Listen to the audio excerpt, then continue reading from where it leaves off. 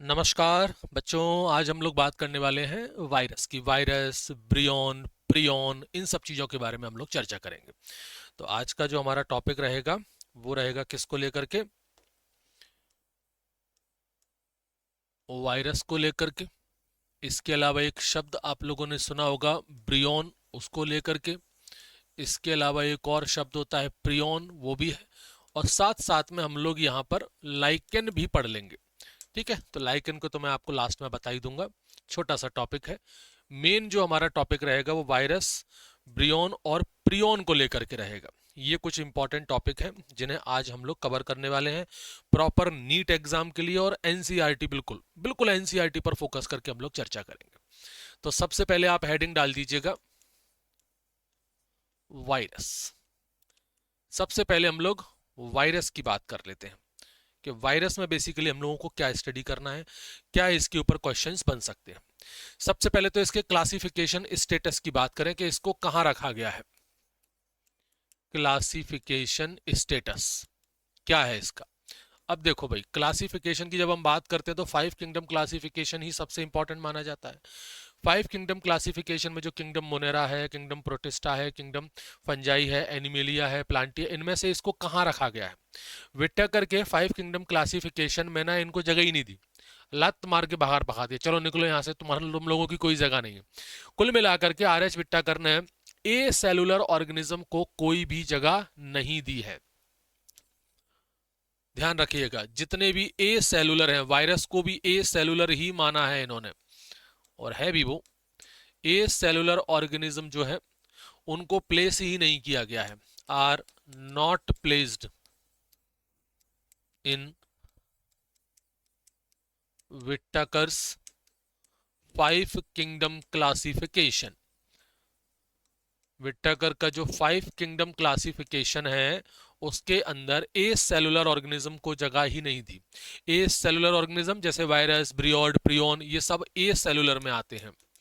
जैसे वायरस है, जैसे ब्रियॉन है, जैसे प्रियॉन है, ये सब काय में आते हैं? ये सब ए सेलुलर में आते हैं। यानी कि विट्टाकर के 5 किंगडम क्लासिफिकेशन में इनको रखा ही नहीं गया है। और हाँ, लाइकेन को भी कोई जगह नहीं मिली। लाइकेन को कहाँ रखें उसके लिए भी कोई जगह नहीं। इसको नोट में लिख लेना। बहुत से लोग सोचेंगे लाइकेन को तो मिलनी चाहिए, नहीं, लाइकेन को भी कोई जगह नहीं दी है। Lichen also not placed in any, या सिंपल सा लिख लो, इन 5 किंगडम क्लासिफिकेशन। 5 किंगडम क्लासिफिकेशन में लाइकेन को भी कोई जगह नहीं दी गई है। 5 किंगडम क्लासिफिकेशन या 5 किंगडम सिस्टम में लाइकेन को भी भगा दिया, बोले तुम भी जाओ, तुम भी यहां नहीं रह सकते हो। ठीक। यहां पर हम लोग बात करें नेचर कैसा है वायरस का, तो वायरस जो रहता है वो ए सेलुलर कैटेगरी में आता है। किस कैटेगरी में आता है? ए सेलुलर, या पर उसको हम नॉन सेलुलर भी बोल सकते हैं। वायरस कैसे होते हैं? वायरस जो है वो नॉन सेलुलर ऑर्गेनिज्म है। नॉन सेलुलर का क्या मतलब हुआ? क्या सेल नहीं है? हाँ, सही बात है, इनके पास एक वेल डिफाइंड सेल जो है वो है ही नहीं। कुल मिलाकर के ना इसके पास कुछ प्रॉपर्टी तो ऐसी हैं जो लिविंग वाली है, और कुछ प्रॉपर्टी ऐसी हैं जो नॉन लिविंग वाली है। तो एक तरह से देखा जाता है ना, तो ये एक इंटरमीडिएट माना जाता है लिविंग और नॉन लिविंग का। वायरस जो है वो क्या है? एक इंटरमीडिएट है, या फिर हम कहें कनेक्टिंग लिंक है। ये इंटरमीडिएट है between the living and non living. Living और नॉन लिविंग के बीच में ये क्या है? ये इंटरमीडिएट है। कुछ लिविंग प्रॉपर्टी भी है, कुछ नॉन लिविंग प्रॉपर्टी भी है। जैसे उदाहरण के तौर पर अगर मैं कहूं कि अगर ये होस्ट के बाहर है, if virus present outside the host cell, यानी कि अपने होस्ट सेल के अगर ये बाहर है तो इसको नॉन लिविंग मानेंगे। यानी कि ये क्रिस्टलाइन जैसा बन जाता है, क्रिस्टलाइन स्ट्रक्चर होता है इसका। इनर्ट क्रिस्टलाइन स्ट्रक्चर इसका हमें देखने के लिए मिलता है। इनर्ट क्रिस्टलाइन स्ट्रक्चर हमें इसका देखने के लिए मिलेगा, याद रखना। यानी कि एक तरह से देखा जाए तो नॉन लिविंग जैसा है ये। Non living. कैसा है भैया? नॉन लिविंग जैसा है। और अगर मैं कहूं कि अपने होस्ट के अंदर है ये, तो if virus present inside the host cell, और अगर वायरस जो है वो होस्ट सेल के अंदर प्रेजेंट है, तब तब तो फिर बढ़िया वो इन्फेक्ट करता है, क्योंकि होस्ट सेल के अंदर बेसिकली वो क्या करता है, उसकी जो मशीनरी है डीएनए रेप्लिकेशन की, प्रोटीन सिंथेसिस की, उसको हाईजैक कर लेता है और उसमें फिर अपनी कॉपी बनाता है। उसमें फिर वो अपनी कॉपी बनाता है और आखिरी में आकर के होस्ट को मार देता है, अपने आप को रेप्लिकेट कर लेता है। यानी कि वहां पर तो ये बिल्कुल प्रॉपर लिविंग की तरह काम करेगा, तो फिर ये एक लिविंग है। वहां पर क्या करता है बेसिकली, ये लिविंग कैसे हो गया? Inside the host cell, host cell के अंदर जो वायरस है ना, ये हाईजैक कर लेता है। हाईजैक जैसे प्लेन हाईजैक होते हैं ना, शिप हाईजैक होते हैं, बस हाईजैक हो जाती हैं, तो ये भी एक तरह से क्या करता है भाई, उस सेल की मशीनरी को हाईजैक कर लेता है। वायरस हाईजैक दी मशीनरी, मशीनरी से मतलब है कि उसका डीएनए रेप्लिकेशन सिस्टम जो है, प्रोटीन सिंथेसिस मशीनरी जो है, इनको हाईजैक कर लेता है, पूरी तरह से उनको हाईजैक कर लेता है और अपनी कॉपी करता है, अपनी मतलब कॉपी बनाता है। And make its own copy, own copy. कुल मिलाकर के अपने आप की ढेर सारी कॉपी बनाएगा, अपने आप को मल्टीप्लाई करेगा और एट द एंड उस होस्ट को मार देगा। And at the end, at the and kill the host, उस होस्ट सेल को वो किल कर देगा। ये इसका सिंपल सा काम है। अगर होस्ट सेल के बाहर है तो क्रिस्टलाइन है, नॉन लिविंग है, होस्ट के अंदर है तो भाई ये जीवित है। इसलिए तो ये क्या होते हैं, ऑब्लिगेट पैरासाइट होते हैं। इसलिए जो वायरस होते हैं ना, उनको हम लोग बोलते हैं कि ये ऑब्लिगेट पैरासाइट हैं। यानी कि वायरस हमेशा पैरासाइट ही होते हैं, पूर्ण मतलब 100% पैरासाइट ही है, पूर्ण रूप से परजीवी हैं, पैरासाइट है। क्योंकि इनको अगर अपने आप को मल्टीप्लिकेशन करना है तो होस्ट सेल चाहिए ही चाहिए, और होस्ट सेल के अंदर ये खुद उसको अपने आप को मल्टीप्लाई करते हैं, उसकी मशीनरी को, उसके डीएनए रेप्लिकेशन सिस्टम को, उसकी प्रोटीन सिंथेसिस सिस्टम को हाईजैक कर लेते हैं, अपने लिए प्रोटीन और अपना न्यूक्लिक एसिड बनाते हैं और खुद मल्टीप्लाई हो जाते हैं और होस्ट को मार देते हैं। यानी कि ये पैरासाइट ही है। ठीक है जी, चलो अब थोड़ी सी यहां पर ना हिस्ट्री को लेकर के चर्चा करते हैं, उससे भी कुछ क्वेश्चंस बनते हैं। हिस्ट्री ऑफ वायरस, कुछ इंपॉर्टेंट साइंटिस्ट हैं, एनसीईआरटी के अकॉर्डिंग ही हम लोग बातें करेंगे। ठीक है, उनका कंट्रीब्यूशन भी कुछ इंपॉर्टेंट है, उसको आप बिल्कुल रट लेना, बिल्कुल आप उनको रट लेना। जैसे एक साइंटिस्ट हैं पाश्चर, पाश्चर इन्होंने वायरस नाम दिया जिसका इन्होंने मतलब बताया वेनम, जहर, poisonous fluid. Pasteur coined the term virus. Virus जो शब्द है वो किसने दिया था? पाश्चर, लुईस पाश्चर, पूरा नाम उनका आप सब जानते हो। इन्होंने ये शब्द दिया था जिसका मतलब क्या होता है, वेनम या poisonous fluid. It means venom, या फिर हम कहें पॉइजनस फ्लूइड, जहर है बेसिकली। वायरस का मतलब क्या होता है बेसिकली, जहर, वेनम या पॉइजनस फ्लूइड, इसको हम लोग बोल सकते हैं। फिर उसके बाद एक साइंटिस्ट है आइवेनोस्की या वेनोस्की, आई इसमें साइलेंट आप बोल सकते हो, पूरा नाम है इनका डी जे वेनोस्की। आई वेनोस्की बोल दीजिए या वेनोस्की बोल दीजिए, आपकी मर्जी है, आपका प्रोनाउंसिएशन है, आप उसे कैसे बोलना चाहते हो। एक मिनट, आई वेनोस्की, वी से स्टार्ट होगा, आई वेनोस्की, ये उनका पूरा नाम है, आई वेनोस्की। ठीक है, और इनकी जो डिस्कवरी है, इन्होंने जो काम किया था वो 1892 में, ये ईयर भी आप लोगों को याद रखना है। इन्होंने क्या किया, इन्होंने टोबैको मोज़ेक वायरस को डिस्कवर किया, या कह सकते हैं एक डिसीज है जो तंबाकू के प्लांट में होती है, जिस डिसीज को हम लोग बोलते हैं टोबैको मोज़ेक डिसीज। तो टोबैको मोज़ेक डिसीज जो है, इन्होंने कहा कि ये किसी ऐसे ऑर्गेनिज्म से हो रही है जो बैक्टीरिया से भी छोटे हैं। मतलब जो माइक्रो ऑर्गेनिज्म इस डिसीज को कॉज कर रहे हैं वो बैक्टीरिया प्रूफ जो फिल्टर मेम्ब्रेन होती है उससे भी पास हो रहा है, मतलब बैक्टीरिया से भी छोटे हैं। तो इनका बड़ा कंट्रीब्यूशन है कि सबसे पहली जो वायरल डिसीज है वो इन्होंने ही डिस्कवर की। ही डिस्कवर्ड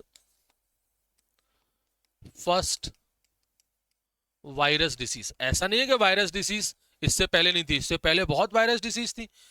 वायरस की कहानी तो बहुत पुरानी है, लेकिन ऑफिशियली जब हम बात करते हैं, ऑन रिकॉर्ड जब हम बात करते हैं, तो फिर इन्हीं की बात आती है।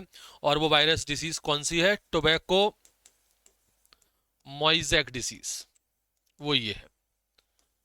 ठीक है, जो किससे होती है भाई? आपकी वायरस से होती है। और उस वायरस का नाम भी क्या रख दिया? Tobacco mosaic virus. Tobacco mosaic virus, short में बोलते हैं TMB। तो इन्होंने क्या बताया? इन्होंने बताया कि यहां पर जो माइक्रोब्स हैं वो बैक्टीरिया से भी छोटे हैं, क्योंकि वो बैक्टीरिया प्रूफ फिल्टर मेम्ब्रेन को भी पास हो रहे हैं। He proof that the microbes causing tobacco mosaic disease can pass, ये बहुत इंपॉर्टेंट पॉइंट है, बैक्टीरिया प्रूफ फिल्टर। इसका मतलब क्या हुआ? इसका मतलब कि ये जो माइक्रोब्स हैं जो इस डिसीज को कॉज कर रहे हैं, ये बैक्टीरिया नहीं है, ये कोई और ही है जो बैक्टीरिया से भी छोटे हैं। It means microbes are smaller than the bacteria. यानी कि ये जो माइक्रोब्स, यानी कि सिंपल सा लिख लो वायरस, वायरस ही थे ये। It means virus are smaller than bacteria. और वो सही बात है, वायरस जो है वो बैक्टीरिया से छोटे होते हैं। एक और साइंटिस्ट हैं फिर जिनका नाम है आपका वेजरिंक।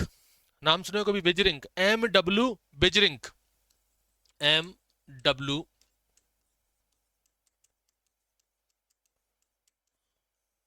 वेजरिंक। ये भी बहुत इंपॉर्टेंट साइंटिस्ट है, MW वेजरिंक। 1898 में इनका भी योगदान रहा है। 1898 इन्होंने क्या काम कर दिया भाई साहब? ऐसा इन्होंने क्या किया? इन्होंने एक डेमोन्स्ट्रेशन किया। इन्होंने कहा कि जो इन्फेक्टेड प्लांट का एक्सट्रैक्ट है, यानी कि एक तरह से बोले उसका रस जो है, वो अगर किसी हेल्दी प्लांट पर डाला जाए ना, तो वो हेल्दी प्लांट भी इन्फेक्ट हो सकता है। इन्होंने उस फ्लूइड को नाम दिया, एक बड़ा अच्छा नाम है, कंटेजियम बिबम फ्लूइडम। इन्होंने ही कहा। तो इन्होंने इस चीज को डेमोन्स्ट्रेट करके दिखाया। Demonstrated that the extract of deceased plant, deceased plant का जो एक्सट्रैक्ट है ना, वो भी डिसीज कॉज कर सकता है, कैन कॉज द डिसीज या can cause the infection, can cause the infection to the healthy plants. तो वो हेल्दी प्लांट्स में भी इन्फेक्शन को कॉज कर सकता है, मतलब वो इन्फेक्शन कर सकता है। तो इन्होंने इस फ्लूइड को क्या नाम दिया? ही कॉल्ड दिस फ्लूइड, इस पर क्वेश्चन आता है, इसको याद रखिएगा, contagium बिबम fluidum, contagium बिबम fluidum, contagium बिबम fluidum. ये आप लोग याद रखना है। इसका मतलब होता है इन्फेक्शियस लिविंग फ्लूइड। इसका मतलब क्या है? इसका मतलब है इन्फेक्शियस लिविंग फ्लूइड, इसका ये मतलब होगा इन्फेक्शियस लिविंग फ्लूइड। उसके बाद एक और साइंटिस्ट है 1935 में आते हैं, स्टैनले। ये भी बहुत ही ज्यादा पॉपुलर साइंटिस्ट हैं, स्टैनले, WM स्टैनले। इनका नाम भी आप लोगों ने सुना होगा। 1935 वायरस को अगर आप पढ़ रहे हो तो ये कुछ साइंटिस्ट हैं, जैसे बेजरिंग हो गए, जैसे आइवानोस्की हो गए, ये पाश्चर हो गए, और एक आपके ये स्टैनले हो गए। इनको तो पढ़ना ही पढ़ना है। इन्होंने बताया कि वायरस को हम ना क्रिस्टलाइज कर सकते हैं, क्रिस्टल फॉर्म में। सोचो आप उसे क्रिस्टलाइज कर रहे हो, कोई भी लिविंग चीज कैसे क्रिस्टलाइज हो सकती है? इन्होंने कहा कि नहीं, वायरस क्रिस्टलाइज हो जाता है। यही तो वो प्रॉपर्टी थी जिससे ये प्रूफ हुआ कि वायरस के अंदर नॉन लिविंग कैरेक्टर है। वायरस का जो सबसे इंपॉर्टेंट नॉन लिविंग कैरेक्टर है, जो ये बताता है कि वायरस जिंदा नहीं है, वो कौन सा है? वो यही है, स्टैनली ने बताया था। इन्होंने वायरस का क्रिस्टलाइजेशन कर दिया, वायरस को इन्होंने क्रिस्टलाइज कर दिया। He obtained the virus in crystallized form. कमाल कर दिया, मतलब इन्होंने वायरस का क्रिस्टलाइजेशन कर दिया। ये सबसे इंपॉर्टेंट चीज है, क्रिस्टलाइजेशन ऑफ वायरस। वायरस का क्रिस्टलाइजेशन इन्होंने कर दिया, देख रहे हो आप लोग, वायरस का क्रिस्टलाइजेशन। यानी कि एक तरह से देखा, इन्होंने बताया और कहा कि ये जो क्रिस्टल्स हैं वो लार्जली प्रोटीन के बेसिकली बने थे, तो वायरस का क्रिस्टलाइजेशन कैसे कर दिया। यही एक इतनी बड़ी डिस्कवरी थी, ये इतनी बड़ी बात थी कि ये कैसे पॉसिबल है कि कोई लिविंग चीज का क्रिस्टलाइजेशन कैसे हो जाएगा। मरी हुई चीजों का क्रिस्टलाइजेशन होता है, लिविंग चीज का क्रिस्टलाइजेशन कैसे हो सकता है, इन्होंने कर दिया। ठीक है, याद रखना, ये क्रिस्टल जो थे बेसिकली वो लार्जली प्रोटीन के बने थे, मैक्सिमम उनके अंदर जो पार्ट था क्रिस्टलाइजेशन के अंदर वो प्रोटीन का ही था। ठीक है जी, चलो ये 4 साइंटिस्ट के नाम है, इनको आप लोग अच्छे से याद रखना। फिर हम बात करें यहां पर स्ट्रक्चर ऑफ वायरस। वायरस के स्ट्रक्चर को लेकर के हम चर्चा करें, बड़ा सिंपल सा और बड़ा सीधा सा इसका स्ट्रक्चर है। वायरस के अंदर है क्या चीज, न्यूक्लियो प्रोटीन। कुल मिलाकर के 2 चीजें इसके अंदर होती हैं, न्यूक्लियो प्रोटीन, बस इसी चीज का तो वायरस बना है। और क्या है वायरस के पास, कछु नहीं है। यही 2 कंपोनेंट वायरस के अंदर है जो मैंने लिख दिए हैं, न्यूक्लियो प्रोटीन। एक पार्ट क्या है, एक पार्ट तो है न्यूक्लिक एसिड का और दूसरा पार्ट है यहां पर क्या, प्रोटीन का। बस हो गया वायरस, कहानी खत्म वायरस की। इसके अलावा वायरस के पास कुछ भी नहीं है।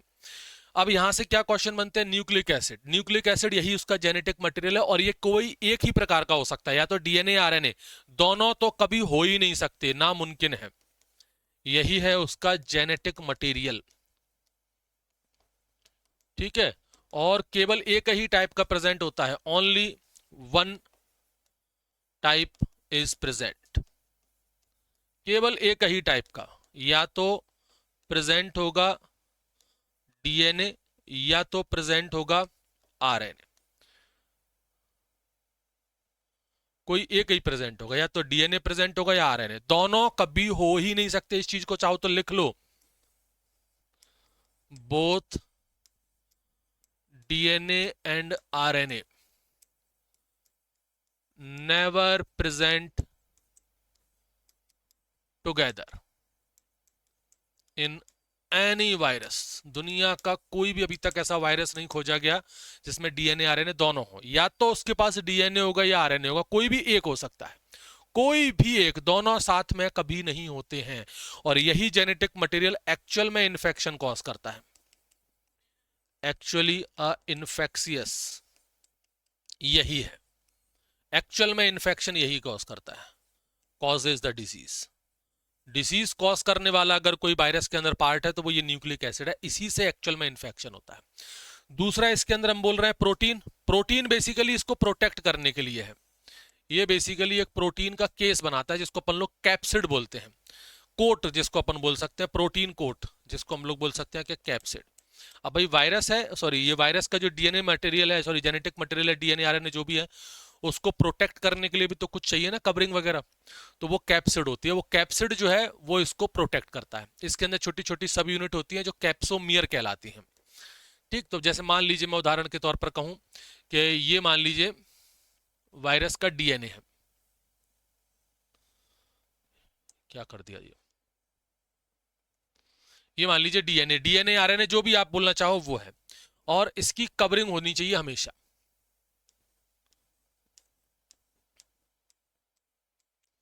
अब ये अकेला तो प्रेजेंट होगा नहीं, इसकी कवरिंग होगी हमेशा, एक कवरिंग तो मिलनी ही मिलनी है चाहे कुछ भी हो जाए। अब वो वायरस किस प्रकार का है ना, उस पर डिपेंड करता है। स्फेरिकल वायरस है, जैसे अगर मैं बैक्टीरियोफेज की बात करूं तो वो तो अलग ही टाइप का रहता है। जैसे बैक्टीरियोफेज की हम बात करें तो वो कुछ ऐसा नजर आता है, इस तरह से हेक्सागोनल शेप का उसका सर होता है, फिर ये उसकी नेक वाला पार्ट होता है, यहाँ रिंग होंगी, यहाँ उसकी ये उसकी टेल वगैरह, इस तरीके से रहता है। ठीक है, और इसके अंदर हमको उसका जो डीएनए वाला पार्ट है वो देखने के लिए मिल जाएगा। तो यही सेम चीज उसके अंदर है। उसके अंदर भी क्या है भाई, ये हो गया उसका न्यूक्लिक एसिड, ये उसका न्यूक्लिक एसिड हो गया, और बाहर ये जो आप देख रहे हो ये है प्रोटीन का कोट, प्रोटीन कोट जिसको बोलते हैं हम लोग कैप्सिड। ऐसे ही यहां पर हम बात करें अगर इस तरह शेप का है तो ये क्या हो गया भाई, ये उसका न्यूक्लिक एसिड हो गया, ये न्यूक्लिक एसिड हो गया। बाहर जो आपको दिख रहा है ये है प्रोटीन कोट, प्रोटीन कोट जिसको बोलते हैं हम लोग कैप्सिड। और कैप्सिड जो होता है उसमें जो सब यूनिट होती हैं, प्रोटीन की सब यूनिट होती है, उसको बोलते हैं कैप्सोमियर सब यूनिट। जैसे इंडिविजुअल सब यूनिट को हम लोग क्या बोलेंगे, इसमें कैप्सोमियर बोलते हैं। आ गई बात समझ में? तो इसका बेसिकली काम क्या है, इसका काम होता है प्रोटेक्ट द डीएनए या to protect the nucleic acid. Simple सा, आप तो ये लिखो डीएनए आरएनए क्यों लिखते हो, to protect the nucleic acid. Nucleic acid जो होता है उसको प्रोटेक्ट करने का काम बेसिकली ये है। ये बेसिक स्ट्रक्चर है। इसके अलावा कई सारे वायरस जो होते हैं उनके ऊपर स्पाइक्स वगैरह और भी तमाम तरह की चीजें हमें देखने के लिए मिल जाती हैं, तो वो अलग अलग कंडीशंस में अलग अलग है। ये कैप्सोमियर जो होते हैं उनके अरेंजमेंट भी अलग अलग तरह के होते हैं। जैसे कैप्सोमियर हेलिकली भी अरेंज होते हैं तो स्पाइरल बनाते हैं, या फिर पॉलीहेड्रल जियोमेट्रिक फॉर्म में भी होते हैं। दो दो तरीके के अपन को कैप्सोमियर देखने को मिल जाते हैं। ये हेलिकली अरेंज्ड होते हैं, ठीक है, हेलिकली अरेंज्ड भी अपने ये होते हैं, तो उसको स्पाइरल बोल देते हैं हम लोग, स्पाइरल। हेलिकली अरेंज्ड होते हैं तो इसको स्पाइरल बोल देते हैं। और या फिर ये पॉलीहेड्रल फॉर्म में होते हैं, पहली polyhedral geometric form, polyhedral geometric form में ऐसे भी अपन को देखने को मिलेंगे। तो हेलिकली अरेंज्ड भी होते हैं, स्पाइरल बोल देते हैं, या फिर पॉलीहेड्रल जियोमेट्रिक फॉर्म में भी ये अरेंज होते हैं। इन सब चीजों को आप लोग याद रखना। अब एनसीईआरटी के हिसाब से अगर मैं बात करूं तो इसके कुछ इंपॉर्टेंट रूल हैं, जेनेटिक के कुछ रूल हैं, जेनेटिक मटेरियल के कुछ रूल हैं, उसको थोड़ा आप देखना। और वो नीट एग्जाम के लिए बहुत ज्यादा जरूरी है, बहुत बहुत जरूरी है। इसको आप ऐसे लिख लीजिए, नीट सुपर हिट पॉइंट। क्या लिख लीजिए इनको, नीट सुपर हिट पॉइंट। थोड़ा अच्छा लग रहा है बोलने में, और इस हिसाब से आपको वो चीजें याद भी हो जाएंगी। नीट सुपर हिट पॉइंट्स किस चीज को लेकर के है, ये है जेनेटिक मटेरियल को लेकर के, genetic material of the virus. ठीक है, किस बेसिस पर बता रहे हैं अपन लोग, एनसीईआरटी के बेसिस पर हम लोग चर्चा कर रहे हैं। एनसीईआरटी के बेसिस पर यह बताया जाता है कि नॉर्मली जो प्लांट वायरस है उनमें सिंगल स्ट्रैंडेड आरएनए होता है। जितने भी प्लांट वायरस यानी कि प्लांट के अंदर जो इन्फेक्शन करते हैं उनमें होता है क्या, सिंगल स्ट्रैंडेड आरएनए। उनके अंदर हमें क्या मिलेगा, सिंगल स्ट्रैंडेड आरएनए, शॉर्ट में बोलेंगे एसएसआरएनए। ज्यादातर प्लांट वायरस के अंदर ये होगा। एनिमल वायरस में सिंगल या डबल स्ट्रैंडेड आरएनए, ये दोनों चीजें देखने को मिल सकती है। डबल स्ट्रैंडेड डीएनए भी देखने को मिल सकता है। एनिमल वायरस जो है उसके अंदर हमें सिंगल स्ट्रैंडेड आरएनए भी मिल जाएगा, और आपका सिंगल स्ट्रैंडेड क्या बोलते हैं इसको, सॉरी, डबल स्ट्रैंडेड आरएनए भी मिल जाता है, और डबल स्ट्रैंडेड आरएनए भी मिल जाएगा, आरएनए भी मिल जाएगा, और डबल स्ट्रैंडेड डीएनए भी मिल जाएगा। सिंगल स्ट्रैंडेड डीएनए रेयर है, double stranded DNA, stranded DNA ये भी हमें देखने के लिए मिल जाता है। और एक स्पेशल बैक्टीरियोफेज के ऊपर पूछते हैं। ये बैक्टीरियोफेज मतलब जो बैक्टीरिया को इन्फेक्ट करते हैं, इनके अंदर डबल स्ट्रैंडेड डीएनए होता है। बैक्टीरिया को इन्फेक्ट करने वाले जो भी मैंने आपको डायग्राम बनाया था ना, bacteriophage, virus infecting bacteria, bacteria को इन्फेक्ट करने वाले जो वायरस हैं उनको हम लोग बोलते हैं बैक्टीरियोफेज। इनके अंदर होता है double stranded DNA, double stranded DNA, dsDNA जिसको हम लोग बोलते हैं, इसको भी स्मॉल लेटर में लिखो, डीएसडीएनए जिसको हम लोग बोलते हैं। यानी कि अभी जो मैंने आपको डायग्राम बनाया ना, ये क्या है, बेसिकली डबल स्ट्रैंडेड डीएनए है। ये बैक्टीरियोफेज का ही डायग्राम है, ध्यान रखना। ये बैक्टीरियोफेज जो है वो ऐसा ही होता है, एकदम ड्रैगन टाइप का लग रहा है। आ गई बात समझ में, इस चीज को आप लोग याद रखें। अब बात करें हम लोग कुछ इंपॉर्टेंट डिसीज की जो कि वायरस से होती है। मोस्ट इंपॉर्टेंट डिसीज की हम लोग चर्चा करेंगे।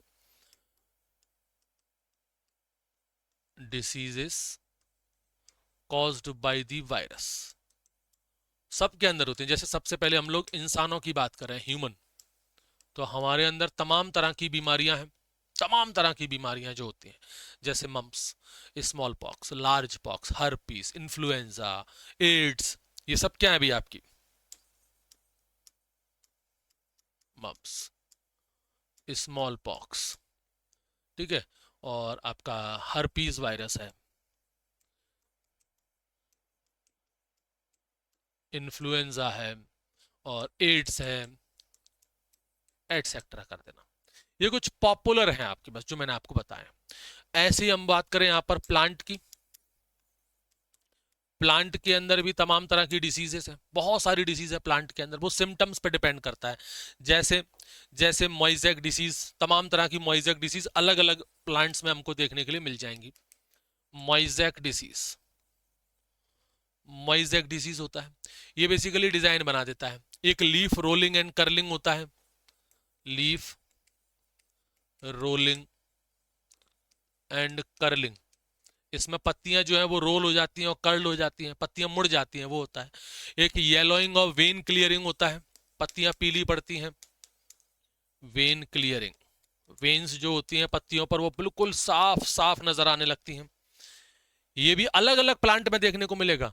कई बार हमको ना ड्वार्फिंग देखने को मिलती है बीमारी इससे, dwarfing and growth stunting, growth वहीं की वहीं रुक जाती है वायरस की वजह से। तो ये सारी बीमारियां जो है वो हमको प्लांट के अंदर देखने के लिए मिल जाती हैं। क्लियर? चलो अब बात करते हैं हम लोग वायरॉइड की।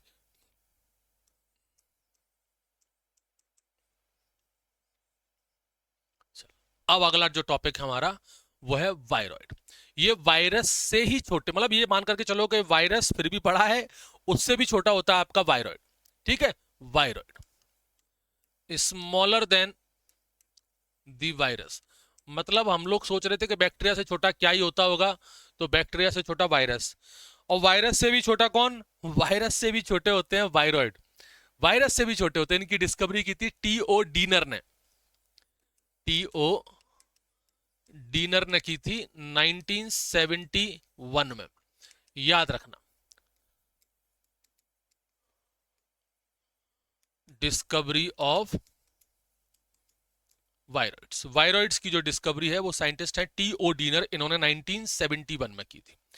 इससे कई सारी डिसीज होती है, एक बड़ी पॉपुलर डिसीज है जिस पर काफी क्वेश्चन आते हैं, वो है पोटैटो स्पिंडल ट्यूबर डिसीज। ये भी इन्फेक्शियस है, मतलब ये भी डिसीज कॉज करता है, potato tuber spindle disease, potato tuber spindle disease, ये वाली बीमारी है, ठीक। चलो इसको स्ट्रक्चर को लेकर के थोड़ा सा हम लोग स्टडी करें, स्ट्रक्चर को लेकर के थोड़ी चर्चा करें कि भाई इसका स्ट्रक्चर कैसा है, क्या है। इसके अंदर ना फ्री आरएनए होता है, प्रोटीन कोट इसमें होता ही नहीं है, फ्री आरएनए, यानी कि इसमें जो न्यूक्लिक एसिड है ना वो फ्री है, उसमें कोई कवरिंग नहीं। जैसे वायरस के पास तो भाई उसका न्यूक्लिक एसिड है और उसको कवर करने के लिए उसके पास कैप्सिड है, यहां पर कोई कैप्सिड नहीं होता है। जो कैप्सिड इसमें होता है, या फिर हम कहें कि जो प्रोटीन कोट है वो इसके अंदर होता है जी एब्सेंट, प्रोटीन कोट इसके अंदर होता ही नहीं है, इसलिए तो ये छोटे हैं, इस बात को ध्यान रखना। इसलिए जो शब्द आया है ना वायरस, बेसिकली क्या है देखो, अगर मैं सिंपल सा आपसे कहूं कि वायरस क्या है, तो सिंपल वायरॉइड क्या है, तो वायरस माइनस कैप्सिड ये है वायरॉइड। एक तरह से देखा जाए तो वायरस में से उसकी कैप्सिड हटा दी, वायरस में से उसकी कैप्सिड को हटा दिया हमने, तो बचा वाला पार्ट क्या बचा, वो वायरॉइड हो गया, वो वायरॉइड है, ठीक है। इनका याद रखना। और इनके आरएनए जो होते हैं वो लो मॉलिक्यूलर वेट वाले होते हैं, बेसिकली आरएनए ही इनमें होते हैं लो मॉलिक्यूलर वेट, ये होता है। क्लियर? ऐसी हम लोग बात करें प्रियन, छोटे छोटे से टॉपिक हैं, चलो इसको थोड़ा देख लो। प्रियन, प्रियॉन्स जो भी आप बोले, प्रियन का मतलब है द प्रोटीन एजेंट, प्रियन का मतलब क्या होता है, द प्रोटीन एजेंट,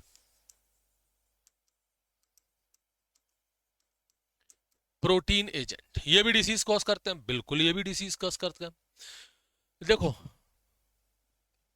अभी जो मॉडर्न मेडिसिन है उसमें कुछ न्यूरोलॉजिकल बीमारियां हैं, और ऐसी कुछ न्यूरोलॉजिकल डिसीज ऐसी पाई गई हैं जिनमें ऐसे ही प्रोटीन एजेंट्स जो है ना वो इन्वॉल्व है। बेसिकली होता क्या है, जब प्रोटीन का फॉर्मेशन होता है ना तो उसमें फोल्डिंग होती है, प्रोटीन की अच्छे से फंक्शनिंग हो सके तो उसमें फोल्डिंग होती है, जैसे primary folding, secondary, tertiary, quaternary, ये प्रोटीन के स्ट्रक्चर होते हैं। मतलब प्रोटीन वो है फोल्ड होकर के, पहले प्रोटीन सिंपल होगा वो प्राइमरी है, फिर उसकी फोल्डिंग होगी वो सेकेंडरी स्ट्रक्चर बनाएगा, फिर और फोल्डिंग होगी तो वो टर्सरी स्ट्रक्चर बनाएगा, और फोल्डिंग होगी तो वो क्वार्टरनरी स्ट्रक्चर बनाएगा। ठीक, तो ये फंक्शनल मतलब कौन सा प्रोटीन कब काम करेगा वो उसके स्ट्रक्चर पर डिपेंड करता है। तो कई बार क्या होता है, गलत तरीके से फोल्डिंग हो जाती है, एबनॉर्मली फोल्डेड प्रोटीन हो जाते हैं। तो जब वो एबनॉर्मली फोल्डेड प्रोटीन होता है ना, उसी को बेसिकली प्रियोन वही है। ये जो प्रोटीन एजेंट होते हैं, ये जो आपके इन्फेक्शियस प्रियोन है, ये बेसिकली क्या है, ये वही है। ये क्या करते हैं, बेसिकली एबनॉर्मली फोल्डेड प्रोटीन से बने होते हैं। कई बार प्रोटीन की ठीक से फोल्डिंग नहीं हो पाती और वो फंक्शनल होने की जगह पर बीमारियां करना शुरू कर देते हैं। तो ये कैसे बने हैं, ये फॉर्म होते हैं formed by the abnormally folded protein. जो एबनॉर्मली फोल्डेड प्रोटीन है ना, ये उससे बनते हैं। क्लियर, किसी को मेरे हिसाब से इसमें कोई दिक्कत नहीं होगी कि प्रोटीन कैसे है। अब साइज की बात करें तो साइज क्या है, इनका साइज वायरस के लगभग सिमिलर ही होता है, वायरस से छोटा नहीं होता है। साइज की अगर हम बात करें तो इनका जो साइज है वो सिमिलर है विद दी वायरस। अच्छा, पॉइंट ये है यहां पर, क्या ये लिविंग है, लिविंग कहां से हो जाएंगे, ये भी तो सिंपल प्रोटीन ही है, और इससे भी डिसीज होती है काफी सारी, जैसे BSE डिसीज जिसको बोलते हैं वोबाइन स्पॉन्जीफॉर्म एनसेफेलोपैथी। ये डिसीज का नाम जरूर लिख लेना, डिसीज कौन सी है, BSE डिसीज, बहुत बहुत बहुत पॉपुलर डिसीज है आपकी ये, BSE disease, bovine spongiform encephalopathy, bovine spongiform encephalopathy, ये बीमारी जो है वो इससे होती है। इसी को हम लोग बोलते हैं, वो क्या नाम है उसका, मैड काउ डिसीज, इसी को तो बोलते हैं, also called mad cow disease, इसी को कहा जाता है, और इस पर काफी क्वेश्चन पूछे जाते हैं। Mad cow disease in cattle, पूछ लेते हैं मैड काउ डिसीज जो है वो किससे होता है, तो मैड काउ डिसीज जो है वो प्रियोन से होने वाली बीमारी है। काई से होने वाली बीमारी है, प्रियोन से होने वाली बीमारी है। एक CJD डिसीज भी होती है, CJD डिसीज, ये क्या होती है CJD, CJD का मतलब है CR Jakob disease, CR Jakob disease, CR Jakob disease. Basically हम इंसानों के अंदर ये बीमारी होती है, इंसानों में होने वाले वेरिएंट्स बेसिकली ये है, ठीक है, ध्यान रखिएगा। ह्यूमन डिसीज है बेसिकली, हम इंसानों के अंदर ये होने वाली बीमारी है, यानी हम इंसानों में भी प्रियोन से बीमारी होती है, बिल्कुल होती है, इस चीज को आप लोग याद रखिएगा। हाँ, हम इंसानों के अंदर भी प्रियोन से बीमारी होती है। चलो, ये तो हो गया प्रियोन का काम। अब थोड़ा सा मैं आपको लाइकेन बताता हूं, क्योंकि लाइकेन देखो अपने एनसीईआरटी में भी अगर आप चेक करोगे ना तो अपना चैप्टर 2 जो है उसके एंड में थोड़ा सा दिया है लाइकेन के बारे में। तो अपन तो एनसीईआरटी को ही पूरा फोकस कर रहे हैं, तो मैं उसी के हिसाब से आपको यहाँ पर एक्सप्लेन करता हूँ कि लाइकेन बेसिकली है क्या चीज। पूरा की पूरा जो आपका एनसीईआरटी बेस्ड बता रहा हूं मैं आपको, कुछ भी बाहर से नहीं बताऊंगा, पॉइंट टू पॉइंट जो एनसीईआरटी में बेस्ड है वही। एनसीईआरटी क्या कहता है, एनसीईआरटी बेसिकली बताता है कि लाइकेन एक सिम्बायोटिक एसोसिएशन है। क्या है ये, एक symbiotic association, it is a symbiotic association. Lichen जो है वो एक सिम्बायोटिक एसोसिएशन है। सिम्बायोटिक एसोसिएशन से मतलब है कि किसी और के साथ ये मिलकर के एक तरह का एसोसिएशन बनाता है जिसमें ये एक दूसरे की मदद करते हैं, मतलब म्यूचुअली यूजफुल एसोसिएशन है, म्यूचुअली यूजफुल एसोसिएशन है। किसके बीच का है, तो यह है एल्गी और फंजाई के बीच का, between the algae and fungi, algae और फंजाई के बीच का है, ध्यान रखिएगा, एल्गी और फंजाई। चलो ठीक है सर, ये बताओ सर एल्गी कौन सा वाला, जैसे हम बोल रहे हैं एल्गी और फंजाई, तो ऐसा एक काम कर लो, एल्गल पार्टनर कौन सा है, दो लोग मिलकर के ये एसोसिएशन बना रहे हैं ना, तो एल्गल पार्टनर कौन सा होगा? एल्गल पार्टनर को हम लोग फाइकोबायोंट भी बोल सकते हैं, आल्सो कॉल्ड फाइकोबायोंट। इसी को हम लोग क्या बोल सकते हैं? फाइकोबायोंट। ऑटोट्रॉपिक वाला यही है, यही खाना बनाता है। फोटोसिंथेसिस वाला कौन सा है? यही है ऑटोट्रॉपिक। तो ये फोटोसिंथेसिस करेगा, ये फूड मटेरियल बनाएगा, खाना बनाएगा उसके लिए। और माइकोबायोंट है इसका फंगल पार्टनर। फंगल पार्टनर उसको हम लोग क्या बोलेंगे? माइकोबायोंट। माइकोबायोंट ये हेट्रोट्रॉपिक होता है, ये अपना खाना नहीं बना सकता। तो पर ये क्या करेगा वहां पर? जब ये खाना नहीं बनाएगा, ये इससे खाना लेगा, तो ये भी तो इसको बदले में कुछ देगा ना उसको। ये एल्गी को शेल्टर देता है, उसको मिनरल्स वाटर एब्जॉर्प्शन में हेल्प करता है। ये हेल्प करता है मिनरल्स एंड वाटर एब्जॉर्प्शन में। मिनरल्स एंड वाटर एब्जॉर्प्शन, कुल मिलाकर के दोनों एक दूसरे के लिए काम कर रहे हैं। एल्गी ने कहा मैं तुझे खाना देता हूं, तू एक काम कर, मेरे लिए मिनरल्स और वाटर को एब्जॉर्ब करके दे।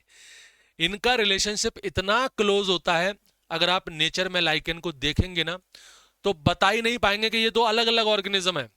बिल्कुल एक, ऐसा लगता है जैसे कोई एक ही है, ये बिल्कुल एक ही हुआ, ऐसा लगता है। इनका रिलेशनशिप इतना क्लोज होता है, मतलब ये आपस में एक दूसरे से ऐसे अटैच होते हैं कि लगता ही नहीं कि कोई दो चीज है यहाँ पर, कोई एल्गी और फंजाई दो चीज है। पहचान ही नहीं पाओगे कि अलग अलग ऑर्गेनिज्म यहाँ पर है, एक फंगस है एक एल्गी है, पता ही नहीं चलता यहाँ पर। एक पॉल्यूशन इंडिकेटर के ऊपर भी क्वेश्चन आता है कि ऐसी जगह जहां पर SO2 का पॉल्यूशन होता है, स्पेशली SO2 का पॉल्यूशन होता है, वहां पर ये लाइकेन ग्रो नहीं कर पाते हैं। तो लाइकेन जो है वो पॉल्यूशन इंडिकेटर की तरह भी काम करते हैं, act as a pollution indicator. और इसके ऊपर क्वेश्चन आता है आपके नीट एग्जाम में, कई बार इसके ऊपर क्वेश्चन पूछा गया है। तो ये पॉल्यूशन इंडिकेटर है किसका? SO2 पॉल्यूशन का। SO2 पॉल्यूशन, यानी कि ये जो लाइकेन है वो ग्रो ही नहीं करेंगे, do not grow in SO2 pollution. जिस जगह पर SO2 का पॉल्यूशन होगा ना, वहां पर लाइकेन ग्रो ही नहीं करेंगे। मतलब जहां लाइकेन ग्रो नहीं कर रहे हैं वहां समझ जाओ वहां पर SO2 का पॉल्यूशन है। यानी कि ये प्लांट्स इंडिकेटर की तरह भी काम करते हैं। क्लियर? बात समझ में आ गई? किसी को कोई दिक्कत मेरे हिसाब से इसमें नहीं होनी चाहिए। अब मैं आपको थोड़े से इसमें क्विक फैक्ट्स बताता हूं, कुछ ऐसे ट्रैप्स बताता हूं जो नीट के लिए आते हैं। क्विक फैक्ट्स ये आपके ना बहुत काम आने वाले हैं, थोड़ा ध्यान से इनको देखना, specially for the NEET exam. जैसे मैं वायरस और वायरॉइड की बात करूं, इनके बीच में जो मेन डिफरेंस है उसको लेकर के चर्चा करूंगा। वायरस और वायरॉइड, कई बच्चे इसमें कंफ्यूज होते हैं।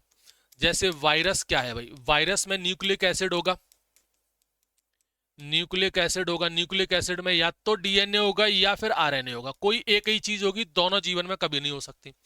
प्लस इसको प्रोटेक्ट करने के लिए यहां पर एक प्रोटीन होगा जिसको हम लोग बोलते हैं क्या? कैप्सिड। प्रोटीन का कोट होगा, यही चीज है। वायरस ये है। वायरॉइड क्या है? वायरॉइड में केवल और केवल आरएनए। ये बात भी ध्यान रखना कि क्या वायरॉइड में डीएनए नहीं होता? नहीं, ओनली आरएनए, केवल उसके पास है आरएनए। प्लस नो प्रोटीन, कोई भी प्रोटीन हमें देखने के लिए नहीं मिलता। तो प्लस लिखने की क्या जरूरत है? ब्रैकेट में लिख लो नो प्रोटीन कोट, उसके पास कोई प्रोटीन कोट या फिर हम कहें कोई भी कैप्सिड जो है वो देखने के लिए नहीं मिलती है। वहीं हम बात करें प्रियोन की, तो प्रियोन के पास होता है केवल प्रोटीन, ओनली प्रोटीन, कोई डीएनए कोई आरएनए नहीं। नो डीएनए और आरएनए, कोई डीएनए आरएनए यहां पर नहीं होता है। ये तीन चीजें हैं, इसको आप लोग याद रखना, बहुत ही ज्यादा इंपॉर्टेंट है। और देखो भाई, जो सबसे ज्यादा स्टडी किया जाता है, जिन पर ज्यादा क्वेश्चन आते हैं, तो एक तो मैंने आपको जैसे बताया बैक्टीरियोफेज, एक इससे काफी क्वेश्चन आता है कि बैक्टीरियोफेज के अंदर आपको जेनेटिक मटेरियल कैसा मिलेगा? तो इसमें होता है डबल स्ट्रैंडेड डीएनए। और एक है टोबैको मोज़ेक वायरस, इसके अंदर क्या है? तो इसके अंदर है सिंगल स्ट्रैंडेड आरएनए। ये दो चीजों पर भी बहुत क्वेश्चन आता है कि बैक्टीरियोफेज में डबल स्ट्रैंडेड डीएनए होता है, टोबैको मोज़ेक वायरस में सिंगल स्ट्रैंडेड आरएनए होता है। ठीक, इस चीज को याद रखना। एक उस पर क्वेश्चन आता है कंटेजियम बिबम फ्लूइडम, इसको लेकर के कंटेजियम विवम फ्लूडम। ध्यान रखना, कंटेजियम बिबम फ्लूडम, इस पर क्वेश्चन आता है कि ये जो टर्म है कंटेजियम बिबम फ्लूडम ये किसने दिया? ये दिया था विजरिंक ने, ध्यान रखिएगा, पाश्चर ने नहीं दिया। कई बच्चे इस पर कंफ्यूजन होते हैं। ये विजरिंक के द्वारा दिया गया है, नॉट बाय द पाश्चर।